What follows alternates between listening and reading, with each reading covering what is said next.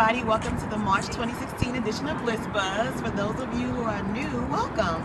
It's my monthly video where I talk about what's going on with me, and I give some kudos to some of my favorite wedding creative partners, and I give some tips to couples who are planning their weddings. So what's going on with me? We actually just finished our monthly brunch with Bliss, and that's where I get my wedding creative partners together on a monthly basis, and we just kind of chit chat and get to know each other and things of that nature. So this month I did what I call the planners edition. So it was all wedding and event planners this month, and we actually did it at Pinstripes in downtown Chicago.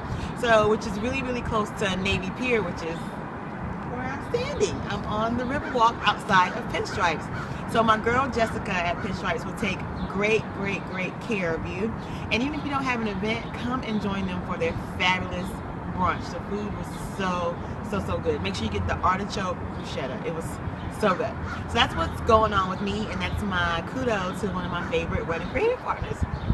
And this month I want to give tips to my couples who are some of my favorites, my favorite category, which is multicultural weddings. We love doing these in Bliss. And I'm thinking about this because the movie My Big Fat Greek Wedding Part 2 is coming out, and it's one of my favorite movies. The first one, I love it. So I actually need to rewatch it a couple times before I go to Part 2, because it's been a while. I think it's been like 10 years, right? Something like that. But anyway, it just reminds me of, what it's like to bring cultures together, or big Greek families together, big Indian families, big African families, like just big cultures with a lot of traditions. So one of my favorite weddings I ever did was a Greek who married an Italian. Lots of big personalities, but it was fun. So if this is who you are and it kind of fits your family, just some things to keep in mind. 3 things. Number 1, make sure both sides are represented equally if you both come from 2 totally different backgrounds. So if you're Greek marrying Italian, just make sure that throughout the wedding day, ceremony weekend, that both cultures are represented, so that people can get a feel for both, and it doesn't feel one-sided, right? Because you don't want your marriage to feel like that either. And then the second thing is, which I love, is to have someone during your ceremony do a reading in the native tongue.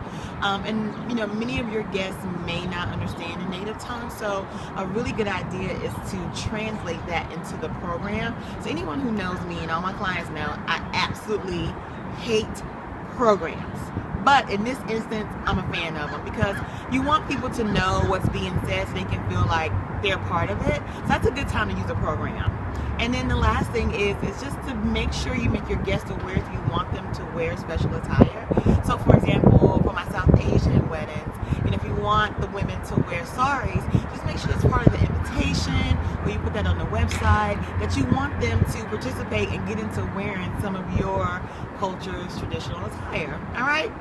So just some things to think about that I'm thinking about now that, again, the sequel to one of my favorite movies is coming out for cultural weddings. So again, number 1, make sure both sides are represented if you have 2 different cultures merging together. Number 2, don't forget to translate any readings into a program. And number 3, don't forget to tell your guests if you want them to wear traditional attire. All right, so that's Bliss Buzz for March. It was great talking to you guys, and I will talk to you next month.